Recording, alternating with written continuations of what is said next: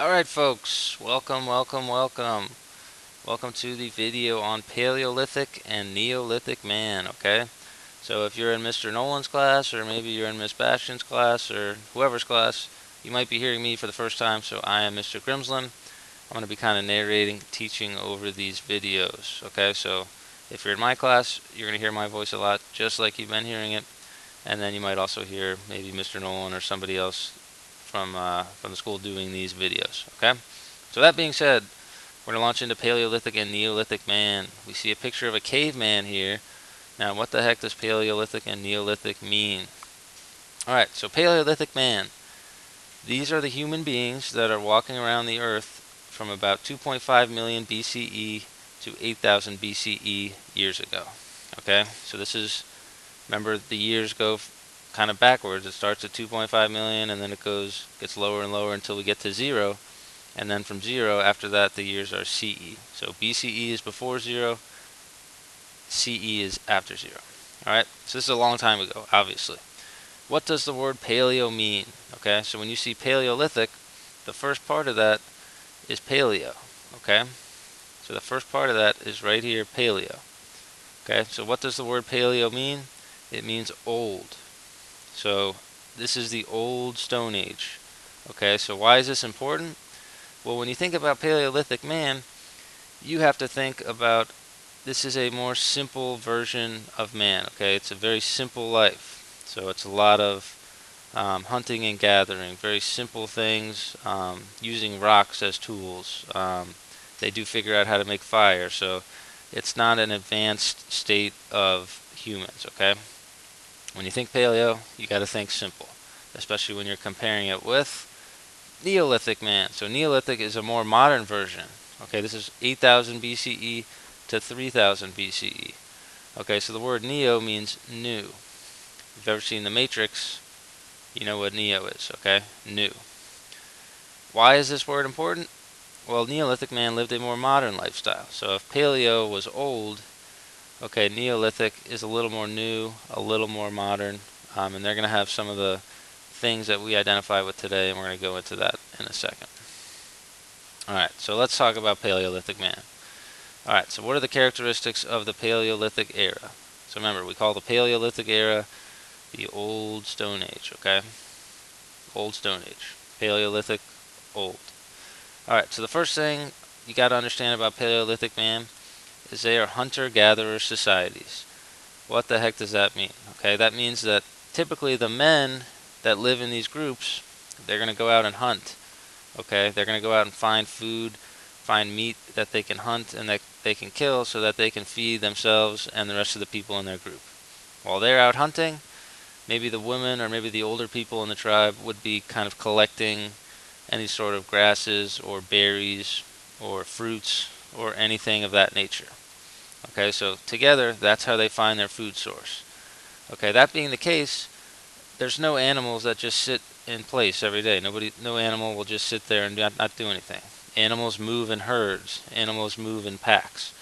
Okay, so it's important to understand that hunter-gatherer societies are always on the move, searching for food, searching for water sources. Okay, if we remember from the last video, early man originated in Africa, and as we know, not a lot of water sources in Africa, so they had to kind of move.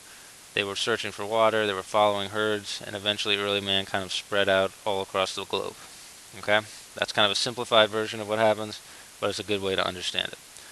And of course, they're going to live in clans. Alright? So, a clan is kind of a group of people, maybe a smaller group of people, because let's be honest, with these small hunter-gatherer societies, it's difficult for them to feed a large number of people. Okay, so they have small clans. Probably one of the most important things about the Paleolithic era, okay, the Old Stone Age, people are going to learn how to use and make fire. Okay, so we see maybe a possible Paleolithic camp here. Fire, we see a simplified tools, simple sticks using to roast meat. Okay, so man's going to figure out that they can eat meat if they roast it, and it'll basically be good for them. So they learn how to use and make fire. And the last couple characteristics of the Paleolithic era are that everything is simple. Okay, so when you think paleo, you think simple. Simple weapons are rocks. Okay, so we see a rock here. This might have been used as some sort of weapon in the Paleolithic era. Sharpened sticks. Okay, not advanced tools with metals or anything like that. Just very simple. They will develop an oral language, which is important because early people needed to be able to communicate with one another. And they're going to create cave art. So it is interesting to think that although these people are simple, these early humans are simple, they are able to kind of create some interesting artwork. They are able to express themselves, and it is part of archaeology to try and figure out what they drew and maybe why they drew it. Alright, the Neolithic era. So we said Neolithic means the new Stone Age. Okay, so the number one important development that you have to understand, very, very important, is the development of agriculture. Okay, so what is agriculture? Agriculture is farming.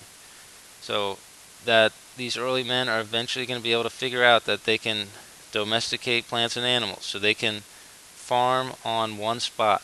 Okay, so they can create their own food. Now, farming is easier than hunting and gathering. You just plant the seeds, you make sure they're up to, you know, upkeep it, and everything is working smoothly, and eventually you're going to harvest the plants, and you can kind of grind them and do the things you need to do, or you can just eat them. Okay, so man is going to figure out how to use agriculture.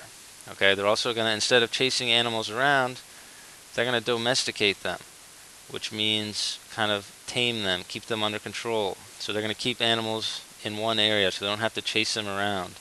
And they'll let them breed, they'll let them mate, they'll let them kind of roam around, and they'll use them for maybe milk, or they'll use the eggs, or maybe they'll eat the meat, but they'll make sure that they still have more to use. So they figure out how to eat food and how to create food and how to make more food for themselves. They don't have to work so hard at getting food.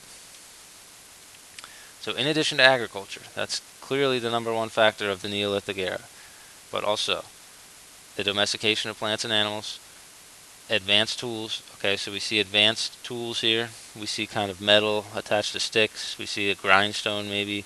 This might be some sort of axe. Okay, so it's no longer just a rock and a sharpened stick. It's more advanced now. Okay?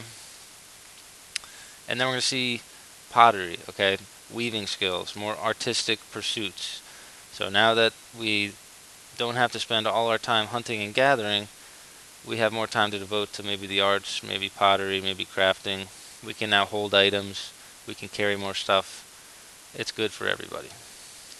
Alright, so the key historical event that separates the old from the new is the agricultural revolution. Okay, so old Stone Age, there's no farming, there's no agriculture. Okay, new Stone Age, the agricultural revolution. We can now farm. Agriculture means farming.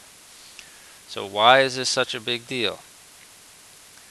The extra food allows people to stay in one place and settle. Okay, we have food now. We don't need to be chasing the herds, trying to find water supplies. We can go next to a water supply, we can settle down there, and we can plant food that's going to continue to regenerate and continue to feed us for a long time. So now that that's the case, we have a food surplus. Okay, this means that we have extra food. We can kind of ration for ourselves. We can provide for ourselves and our families now. Okay, and this allows for what's called specialization of labor. Okay, kind of a complicated concept, but here it is. Now that we can farm in one place, we don't need everyone to do that. Farming is relatively simple. Okay, so there's a lot of people in a tribe. Now our tribe can get bigger because we have more food, right? More food means more people in our tribe. Now that we have more people who aren't worried about getting food, they have time to kind of pursue arts. They have time to make laws. They have time to build governments, build cities.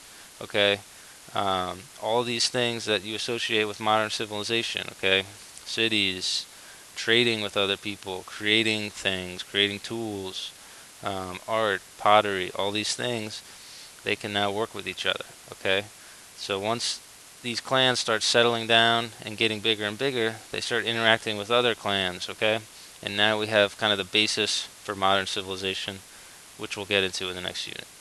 Alright, so remember, you can always pause these videos and rewind them if you need to. Otherwise, thanks for listening.